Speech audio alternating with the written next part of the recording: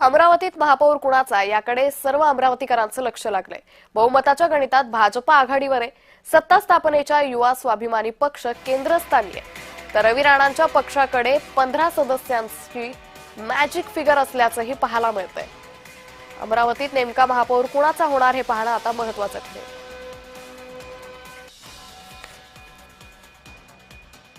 तो आज आमची भूमिका तीच आहे, पूर्वी जी भूमिका होती तीच, की बीजेपी सोबत जर राणा किंवा त्यांचा पक्ष असेल तर आम्ही त्या सत्तेमध्ये सहभागी होणार नाही। ही भूमिका माझी लोकल लेवलवरची आज पण तीच भूमिका आहे। तुम्ही पाहिलं असेल की भारतीय जनता पक्षाला 2017 मध्ये 45 उमेदवार त्यांचे निवडून आले होते। त्याच्यातले यावर्षी फक्त 25 निवडून आले, 20 उमेदवार त्यांचे पडले। खरं म्हटलं तर हे एक सरकार जनतेने त्यांना नाकारल्याचं द्योतक आहे।